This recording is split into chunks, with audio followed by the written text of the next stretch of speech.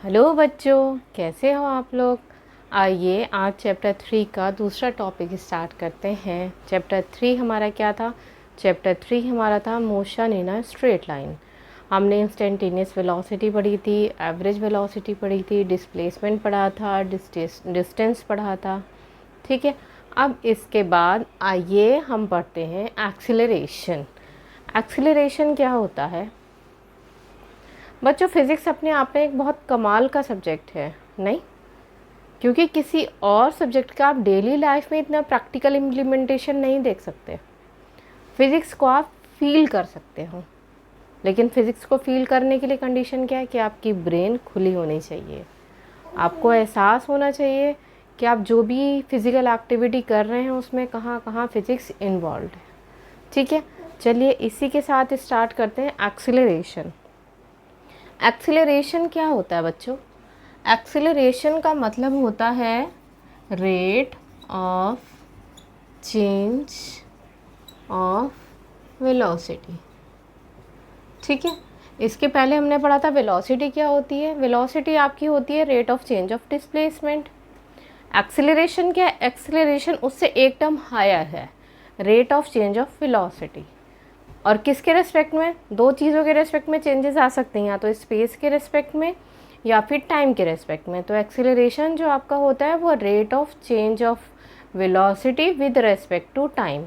मतलब velocity is delta v2 minus acceleration is v2 minus v1 upon t2 minus t1, where यहाँ पे terms क्या है? v1 आपकी हो गई इनिशियल वेलोसिटी, ठीक है बच्चों। v2 आपकी हो गई फाइनल वेलोसिटी, t1 हो गया आपका इनिशियल टाइम, मतलब जब आपने स्टार्ट किया था, और t2 हो गया आपका फाइनल टाइम। ठीक है, बहुत ज़्यादा टफ चीज़ें नहीं है, आसान है समझना इसको। अब इसको फर्दर देखें लिमिट की फॉर्म में। Limit delta t tends to zero, तो ये हो जाएगा आपका delta v upon delta t. इसको फर्दर हम d v upon d t लिख सकते हैं। ठीक है, अब एक्सीलरेशन की यूनिट क्या होती है और डायमेंशन क्या होती है? एक्सीलरेशन की यूनिट होती है मीटर पर सेकेंड स्क्वायर। तो इसकी डायमेंशन कैसे आएगी? मीटर का हो जाता है एल, सेकेंड स्क्वायर का हो जाएगा टी माइनस टू, क्योंकि पर सेकेंड है इसलिए एल टी माइनस टू हो जाएगी आपकी एक्सीलरेशन की डायमेंशन।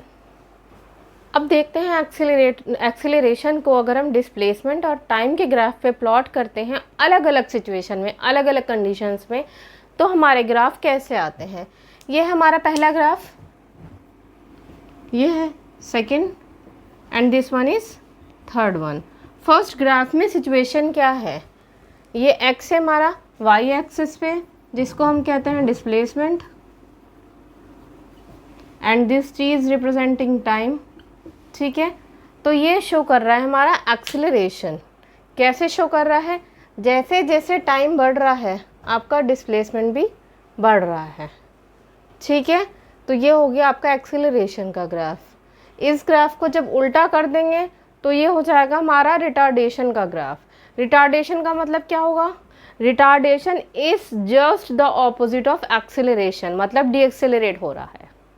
ठीक है, आप एक्सीलरेट कर रहे हो और उसके बाद डी एक्सीलरेट कर रहे हो, मतलब वेलोसिटी जो है विद रिस्पेक्ट टू टाइम आपकी इंक्रीज नहीं हो रही, वेलोसिटी आपकी डिक्रीज हो रही है। तो उसको क्या बोलेंगे हम? रिटार्डेशन। ठीक है, तो ये आपका रिटार्डेशन का ग्राफ है with respect to displacement and time. और ये this is your x t graph when acceleration is zero. Acceleration zero कब होगा? एक्सीलरेशन ज़ीरो जब होगा जब आपकी वेलोसिटी में वेलोसिटी की वैल्यू में कोई चेंज ही नहीं आ रहा होगा, तब आपका ज़ीरो एक्सीलरेशन होगा, क्योंकि यहाँ पे ये स्ट्रेट लाइन है। ठीक है, मतलब वेलोसिटी में कोई चेंज नहीं हो रहा है, इसलिए आपका एक्सीलरेशन ज़ीरो आ रहा है, क्योंकि एक्सीलरेशन होता है rate of change of velocity. जब डेल्टा वी की वैल्यू ही 0 आ रही है तो एक्सेलरेशन तो आएगा ही नहीं। एक्सेलरेशन कितना आएगा? एक्सेलरेशन आएगा 0। अब ये velocity respect to time, 4 graph हैं। आइए इन 4 ग्राफ्स को समझते हैं कि ये ग्राफ्स क्या रिप्रेजेंट कर रहे हैं। ठीक है, अब देखते हैं पहली सिचुएशन में वर्टिकल एक्सिस पे हमने लिया है वेलोसिटी और हॉरिजॉन्टल एक्सिस पे लिया है टाइम। ये क्या रिप्रेजेंट कर रहा है? ये रिप्रेजेंट कर रहा है पॉजिटिव डायरेक्शन और पॉजिटिव एक्सीलरेशन। क्यों पॉजिटिव डायरेक्शन और पॉजिटिव एक्सीलरेशन? क्यों? जैसे जैसे हम इस डायरेक्शन में जा रहे हैं तो आपकी एक्सीलरेशन क्या हो रही है? एक्सीलरेशन आपकी बढ़ रही है। कैसे? यहाँ पे वी नॉट जो है, v naught is representing initial velocity, ठीक है, and v is representing final velocity. मतलब after few instant of time your body achieves velocity v। तो ये डायरेक्शन जो है ये पॉजिटिव है, तो इसमें पॉजिटिव डायरेक्शन है और पॉजिटिव ही एक्सेलरेशन आएगी। एक्सेलरेशन क्या होती है? एक्सेलरेशन होती है v2 minus v1 divided by t2 minus t1। तो ये दोनों वैल्यू हमारी पॉजिटिव आएंगी। क्यों? क्योंकि v is greater than this one और यहाँ पे टाइम ग्रेटर है as compare to this time, तो ये वैल्यू आपकी पॉजिटिव आएगी। इसलिए आपकी डायरेक्शन भी पॉजिटिव है और एक्सेलरेशन भी पॉजिटिव है। इस डायरेक्शन की अगर हम बात करें, इस डायरेक्शन में क्या है? v नॉट हमारी इनिशियल वेलोसिटी थी और v हमारी यहाँ पे फाइनल वेलोसिटी है, मतलब वेलोसिटी हमारी डिक्रीज हो रही है। ठीक है, तो नेगेटिव डायरेक्शन है और पॉजिटिव एक्सेलरेशन है टाइम के रिस्पेक्ट में। ठीक है, इनिशियली हमारा टाइम कितना है? 0 टाइम है, वेलोसिटी इनिशियल वेलोसिटी ज़्यादा है। इसको भी इसी फॉर्मूले में पुट करके चेक करेंगे तो डायरेक्शन आएगी एक्सेलरेशन की नेगेटिव और एक्सेलरेशन का मैग्नीट्यूड आएगा पॉजिटिव। आइए अब थर्ड की बात करें। थर्ड सिचुएशन में क्या है? ये हमारा ओरिजिन है 0 0। ठीक है, इस ओरिजिन पे वेलोसिटी भी 0 है और टाइम भी 0 है। जब हम इसके नेगेटिव साइड में बात करते हैं तो यहाँ पे इनिशियल वेलोसिटी भी 0 नेगेटिव है और फाइनल वेलोसिटी भी नेगेटिव है।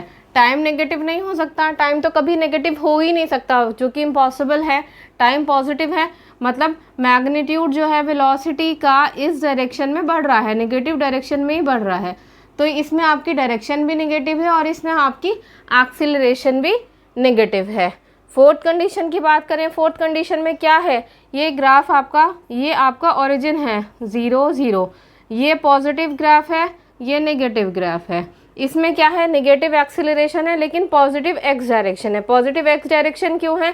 क्योंकि ये इस डायरेक्शन में मूव कर रहा है। यहाँ पे क्या है? ये ओरिजिन वाली एक्सिस के नीचे लाई कर रहा है, ये पॉजिटिव से नेगेटिव रीजन में जा रहा है। तो यहाँ पे कौन सी डायरेक्शन है? यहाँ पे नेगेटिव एक्स की डायरेक्शन है। ठीक है, ये चारों ग्राफ ऑब्जेक्टिव क्वेश्चंस में आपके आ सकते हैं। तो इन ग्राफ को एक बार पेपर पेन से आप प्रैक्टिस करके ये चारों कंडीशंस आप लोग याद कर लें। हेलो बच्चों, देखते हैं kinematic equations of uniformly accelerated motion. हम चैप्टर पढ़ रहे हैं motion in a straight line. तो हमारे पास इसके लिए 3 इक्वेशंस होती हैं। One is v is equal to v naught plus AT which is the first equation. दूसरी इक्वेशन होती है x is equal to v naught t plus half AT square. और थर्ड होती है v square is equal to v naught square plus 2ax। अब इसमें ये सारे नोटेशंस क्या हैं? v नॉट जो है वो हमारी इनिशियल वेलोसिटी है, v जो है वो हमारी फाइनल वेलोसिटी है, फाइनल वेलोसिटी बोलो या कुछ इंस्टेंट के बाद वेलोसिटी है। a जो है वो एक्सेलरेशन है, t is the time in seconds and this x is equal to displacement. कहीं कहीं ये टर्मिनोलॉजी चेंज होती है, हम v नॉट को u भी कहीं कहीं स्मॉल u से रिप्रेजेंट किया जाता है इनिशियल वेलोसिटी को। कहीं डिस्प्लेसमेंट जो हमने x में लिया है उस डिस्प्लेसमेंट को s भी लिखा गया है किसी बुक में v नॉट इनिशियल वेलोसिटी को u से भी रिप्रेजेंट किया गया है। ठीक है, तो कंफ्यूज नहीं होना है। अब हम जो है देखते हैं इनको हमने इन इक्वेशंस को डिराइव कैसे किया है। हम पहले एक ग्राफ ले लेते हैं, this is velocity time graph. Y axis पे हमने ली है वेलोसिटी और एक्स एक्सिस पे लिया है हमने वेलोसिटी इन metre per second, x axis पे लिया है हमने टाइम इन सेकेंड्स। तो जब भी हम वेलोसिटी टाइम ग्राफ प्लॉट करते हैं उस पर अगर कोई कर्व आता है, ये कर्व स्ट्रेट लाइन भी हो सकता है और अकॉर्डिंग टू द सिचुएशन इस कर्व का डिज़ाइन या डायग्राम भी चेंज हो सकता है। ठीक है, स्ट्रेट लाइन की जगह ये जो है साइनोसॉइडल हो जाए, ये यू कर्व हो जाए। ठीक है, वो डिपेंड करेगा सिचुएशन क्या है। तो इस सिचुएशन में जो एरिया अंडर द कर्व है ए बी कर्व के अंडर जो एरिया आएगा वो एरिया इसका डिस्प्लेसमेंट शो करेगा कि ये जो बॉडी है या कोई ऑब्जेक्ट जो मूव कर रहा है इस कर्व के अंडर जो एरिया आएगा वो उसका डिस्प्लेसमेंट डिफाइन करेगा कि वो बॉडी कितनी डिस्प्लेस हुई। आइए इसको सॉल्व करके देखते हैं। तो area under the curve a b क्या है? ठीक है, इसको अगर हम देखें तो एरिया अंडर द कर्व ये टोटल एरिया है। इस टोटल एरिया को हम दो पार्ट्स में डिवाइड कर सकते हैं। One is the triangle a b c and another one is o a c d rectangle. ठीक है, अब एरिया ऑफ ट्रायंगल क्या होता है? Half this area of triangle is half into base into height, जो कि हमने यहाँ लगाया है। हाफ मतलब 1/2। हाइट कितनी होगी इस ट्रायंगल की? v minus v naught. V naught कहाँ पे है? यहाँ पे इनिशियल वेलोसिटी, और ये है total velocity from 0 o to this point. तो ये वेलोसिटी कितनी आएगी? इस टोटल में से ये माइनस कर देंगे तो हमारे पास ये वेलोसिटी आ जाएगी v माइनस वी नॉट। तो ट्रायंगल का एरिया आ जाएगा half v minus v naught into t, plus इस रेक्टेंगल का एरिया कितना होगा? This length into this breadth, ये कितना है? v नॉट, और इसकी वैल्यू कितनी है? t, क्योंकि इनिशियली तो टाइम जो है यहाँ पे वो 0 सेकेंड्स है। तो ये कितना हो जाएगा? t माइनस 0 सेकेंड्स मतलब t सेकेंड्स। तो रेक्टेंगल का एरिया क्या आ जाएगा? v not into T. अब फर्दर इसको सिंप्लीफाई किया है। अब हमें पता है फर्स्ट इक्वेशन क्या होती है? v is equal to v naught plus a t. ठीक है, इस इक्वेशन को v नॉट को इधर ले जाइए तो क्या आ जाएगा? v minus v naught is equal to a t. Putting this value in equation 1, इस इक्वेशन में ये वैल्यू पुट कर देंगे, मतलब इसकी जगह पे। ठीक है, इसकी जगह पे हमने क्या रखना है? इसकी जगह पे हमने ए टी रखना है। तो x की वैल्यू जो कि डिस्प्लेसमेंट है वो क्या आ जाएगा? v not t plus half a t square. This is your equation 3। इसको इक्वेशन 3 का नाम दे देते हैं। अब इक्वेशन 1 कैन बी री रिटन एज, मतलब ये वाली जो इक्वेशन होती है काइनेमैटिक्स की फर्स्ट इक्वेशन, इसको हम रीराइट कैसे कर सकते हैं? x is equal to v plus v, here x is equal to v plus v naught by v naught 2/t। ठीक है, अब इसकी वैल्यू हमें पुट करनी है x is equal to v bar into t. ये क्या हो जाएगा? v plus v naught by 2, ये मीन वेलोसिटी हो जाएगी। पहले पढ़ चुके हैं मीन वेलोसिटी इंस्टेंटेनियस वेलोसिटी। इसकी जगह ये वैल्यू पुट कर देते हैं। ठीक है, और t की वैल्यू कहाँ से आई है? v minus v naught by a, ये आई है यहाँ से, इस इक्वेशन से। ठीक है, सिंपली a को यहाँ डिवाइड कर देना है तो ये वैल्यू आ जाएगी। अब इन दोनों वैल्यू को, इन दोनों ब्रैकेट्स को मल्टीप्लाई कर लो, न्यूमरेटर को और डिनोमिनेटर्स को, तो ये हो जाएगा a प्लस बी और a minus b. This is a plus b and this is a minus b. ये क्या होता है? a square minus b square. तो यहाँ पे ये वैल्यू आ जाएगी। 2 और a की सिंपली मल्टीप्लाई करोगे तो 2a आ जाएगा। ठीक है, इससे ये वैल्यू आ गई। तो x की वैल्यू फाइनली क्या अचीव हुई? V square minus v naught square divided by 2a। अब 2a की इधर मल्टीप्लाई कर दो तो आपके पास ये इक्वेशन आ जाएगी, v square is equal to v naught square plus 2ax। ये जो है हमारी थर्ड इक्वेशन है।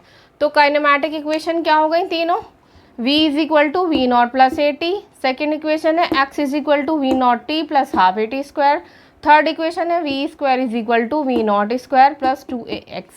जब भी हम इक्वेशन डिराइव करते हैं तो जो हमने इसमें वैल्यूज़ ली हैं, जो एजम्पशंस ली हैं, उनको आपको पहले डिफाइन करना पड़ेगा। लाइक जो मैंने स्टार्टिंग में बताया था कि v naught is the initial velocity, v is equal to final velocity, t is defining the time and a is defining the acceleration in metre per second square.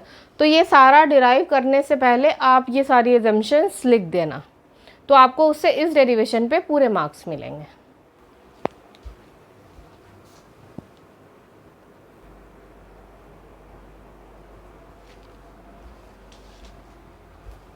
बच्चों देखते हैं रिलेटिव वेलोसिटी क्या होती है। रिलेटिव वेलोसिटी एग्जिस्टेंस में कैसे आई। आप सभी ने शायद ही ऑब्जर्वेशन किया भी होगा रियल लाइफ में। जैसे आप कभी ट्रेन में बैठे हैं, मूविंग ट्रेन है या ट्रेन स्टैंड स्टिल है, मतलब वो प्लेटफॉर्म पे खड़ी हुई है, ठीक है। अगर उस ट्रेन के सामने से एक और ट्रेन जाती है तो आपको क्या फील होता है। दोनों ट्रेन्स की स्पीड जब सेम है तो आपको क्या स्पीड फील होती है। जब आप स्टिल हो, सामने वाली ट्रेन मूव कर रही है, तब आप क्या फील करते हैं। आप मूव कर रहे हो, सामने वाली ट्रेन स्टैंडिंग पोजीशन पे है, तब आप क्या फील करते हैं। ये सारी ऑब्जर्वेशंस जो आती हैं वो रिलेटिव वेलोसिटी में आती हैं, ठीक है। जैसे आप ट्रेन में बैठे हैं और सामने कोई ट्रेन खड़ी है तो आपको क्या फील होगा। आपको ये फील होगा कि आप स्टिल पोजीशन में हैं और सामने वाली बॉडी मूव कर रही है। या अगर मान लीजिए आपकी ट्रेन मूव कर रही है 100 किलोमीटर पर आवर की स्पीड से और एक और ट्रेन, ये ट्रेन ए है, ये ट्रेन बी है, ये ट्रेन बी मूव कर रही है 50 किलोमीटर पर आवर की स्पीड से, ठीक है। तो आपको कौन सी स्पीड फील होगी, जो इन दोनों का डिफरेंस होगा, मतलब 50 किलोमीटर पर आवर। आप ट्रेन ए में बैठे हैं तो आपको लगेगा ट्रेन बी जो है बहुत धीरे स्पीड से मूव कर रही है, अराउंड 50 किलोमीटर पर आवर की स्पीड से। लेकिन कोई और थर्ड पर्सन अगर प्लेटफॉर्म पे खड़ा है, ही कैन क्लियरली ऑब्जर्व कि ये भी मूव कर रही है और ये ट्रेन इससे ज़्यादा स्पीड पे मूव कर रही है, ठीक है। या अगर आप ट्रेन में बैठे हैं, ठीक है, आपकी ट्रेन रुकी हुई है, सामने वाली ट्रेन चल रही है, तो आपको ये फील होता है कि आपकी ट्रेन चल रही है, ठीक है। वो किस वजह से होता है, इसका रीज़न है रिलेटिव वेलोसिटी। तो जब भी हम वेलोसिटी की बात करेंगे, हम रिलेटिव वेलोसिटी की बात करेंगे, मतलब किसी स्टिल ऑब्जेक्ट के कॉन्टेक्स्ट में उसकी जो स्पीड है, रिलेटिव स्पीड कितनी है, ठीक है। आइए इसको इक्वेशंस की हेल्प से समझते हैं। अब इसके लिए 3 इक्वेशन है, x a t is equal to x a naught plus v a t. ये क्या है, ये है टी टाइम के बाद मान लीजिए कोई ऑब्जेक्ट ए है, कोई ऑब्जेक्ट है, उसकी पोजीशन ए पर है, तो इसका डिस्प्लेसमेंट कितना होगा, x a t is equal to x a naught plus v a t. जब ये वी ए वेलोसिटी से मूव कर रही है तब टी टाइम के बाद इसका डिस्प्लेसमेंट इतना आएगा, मतलब जो इनिशियल डिस्प्लेसमेंट है प्लस जो वेलोसिटी है इनटू टाइम। ये कहाँ से आया, वी इनटू टी। वेलोसिटी क्या होती है, वेलोसिटी होती है डिस्प्लेसमेंट अपॉन टाइम। तो डिस्प्लेसमेंट क्या हो जाएगा, वी इनटू टी। तो टोटल डिस्प्लेसमेंट जो आएगा, मतलब टोटल फाइनल पोजीशन जो आएगी, इसकी इनिशियल पोजीशन प्लस इस स्पीड से जो हम निकालेंगे डिस्प्लेसमेंट, उसमें इसको ऐड कर देंगे। तो ये आपकी इक्वेशन आ जाएगी जब पोजीशन ए है।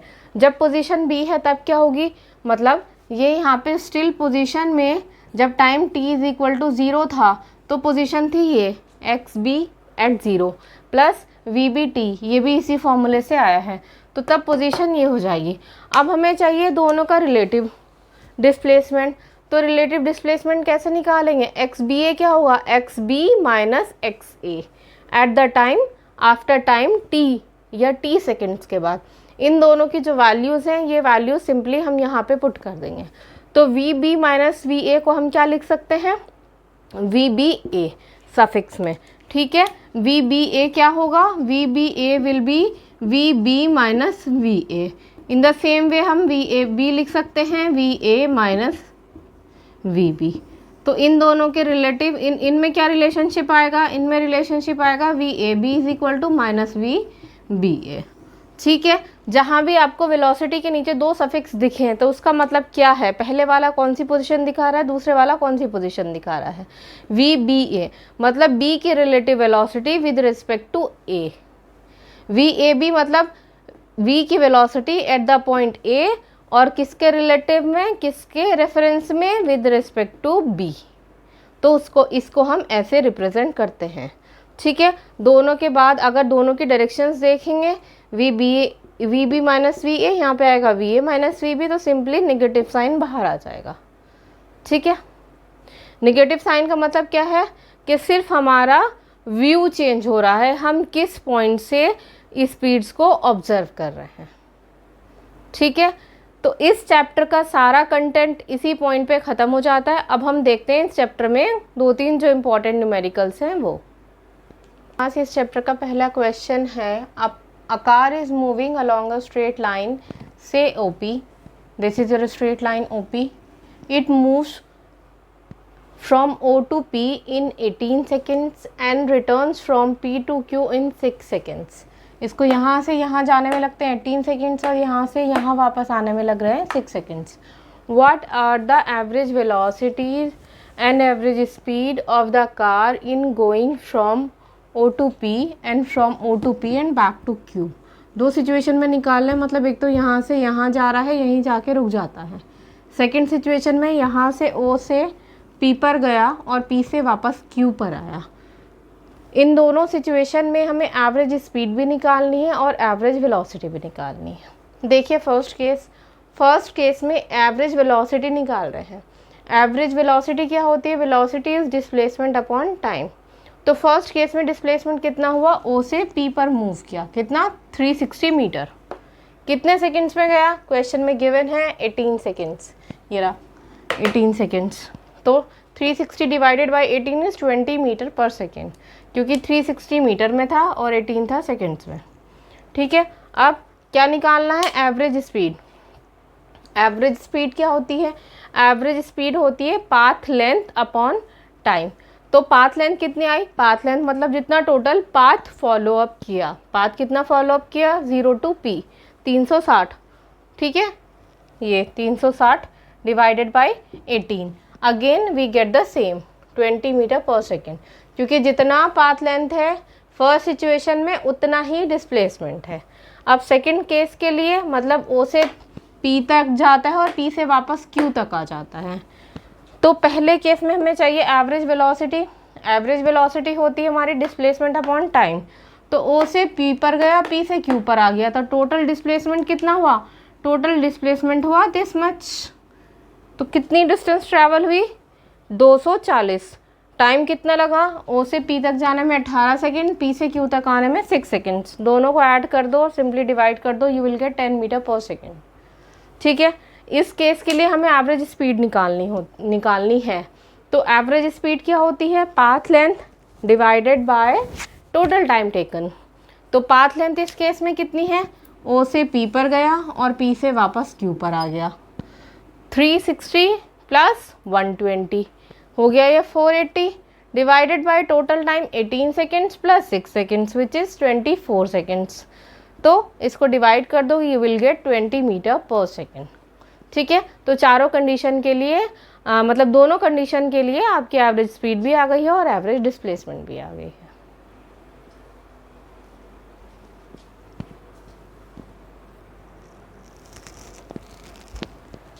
Second question is, the position of an object moving along x axis is given by the equation x is equal to a plus bt square, where A is 8.5 meter, B is 2.5 meter per second square.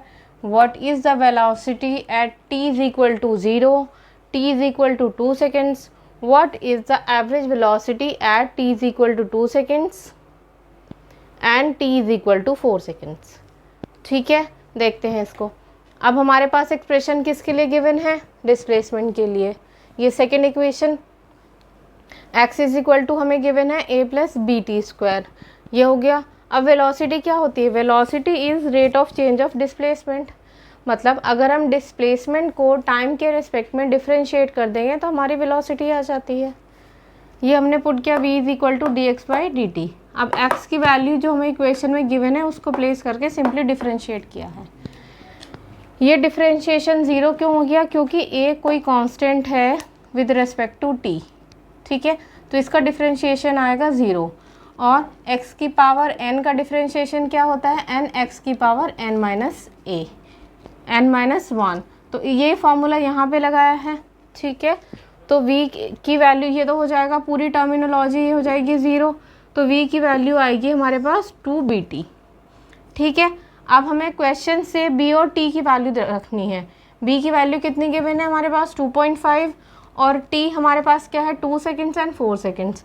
तो यहाँ पे t अच्छा initially निकालनी है, जब 0 है जब 2 है.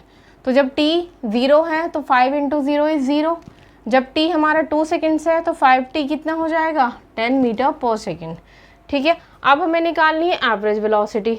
एवरेज वेलोसिटी क्या होगी, displacement at time 4 minus displacement at time t is equal to 2 seconds divided by time difference, मतलब 4 माइनस 2। अब यहाँ ये वैल्यूज़ कहाँ से आएंगी, ये वैल्यूज़ आएंगी, ये जो हमारे पास इक्वेशन है x is equal to a plus b t square, इसमें हम t की वैल्यू 2 पुट करेंगे और t की वैल्यू हम इसमें 4 पुट करेंगे। जब t की वैल्यू 2 पुट करेंगे तो a plus b t square, a as it is, b as it is, t की वैल्यू 2, 2 का स्क्वायर इज़ 4। सेकेंड केस में जब t की वैल्यू है 4 तो a प्लस 4 का स्क्वायर इज 16। ये हमारे पास दोनों इक्वेशंस आ गई हैं। दोनों इक्वेशंस को यहाँ पे पुट कर दो, a से a कैंसिल आउट हो जाएगा, 16b से 4b माइनस करेंगे तो आएगा 12b। ठीक है, तो फाइनल हमारे पास आएगा 6b। अब b की वैल्यू हमें क्वेश्चन में क्या गिवन है 2.5, तो हमारे पास एवरेज वेलोसिटी आ जाएगी 15 मीटर पर सेकेंड। ठीक है,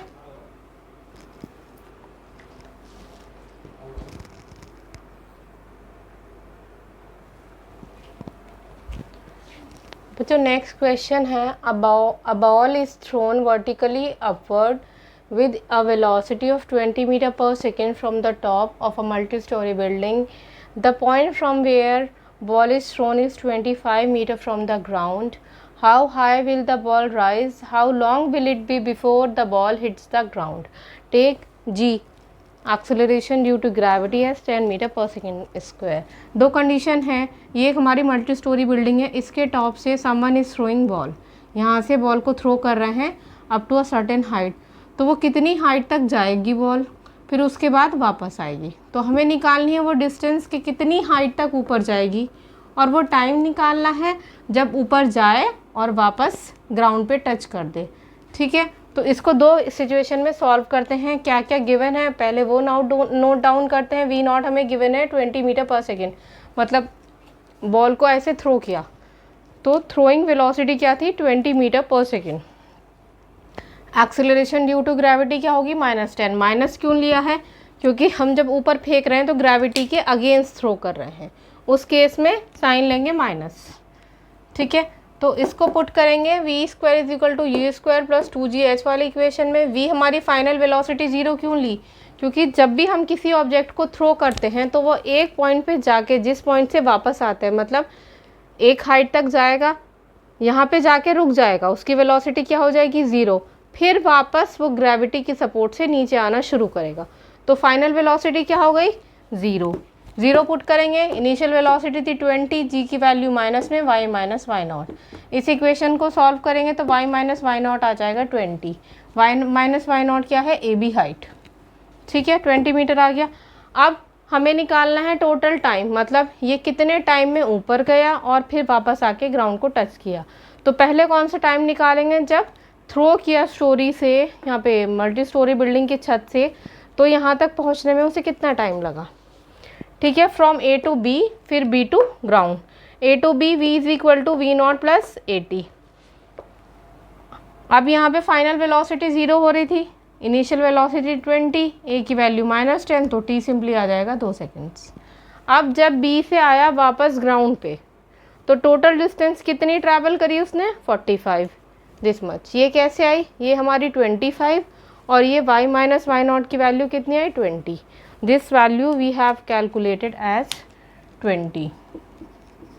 ठीक है, ये है 25, तो टोटल हो गई डिस्टेंस हमारी 45। v0 इनिशियल वेलोसिटी यहाँ पे 0 ली है, क्यों, क्योंकि जब जाकर एक हाइट पर वो स्टॉप हो गई थी फिर तो वापस नीचे आना शुरू हुई थी, तो किसी मोमेंट पे आके तो इसकी वेलोसिटी 0 हो गई थी, तो इसीलिए इनिशियल वेलोसिटी 0। जब रिवर्स प्रोसेस ले रहे हैं ऊपर से नीचे आने वाली, तो 0 हो गई। Acceleration due to gravity, gravity की सपोर्ट में नीचे आ रही है, तो जी की वैल्यू हमेशा उस कंडीशन में पॉजिटिव लेते हैं। यहाँ पुट करेंगे तो टी डैश की वैल्यू आ जाएगी हमारे पास 3 सेकेंड्स। तो टोटल टाइम टेकन कितना होगा, this much plus this much, which is 5 seconds. ठीक है, तो इसी के साथ चैप्टर 3 हमारा कंप्लीट हो जाएगा। नेक्स्ट लेक्चर में आप देखिएगा चैप्टर नंबर 4।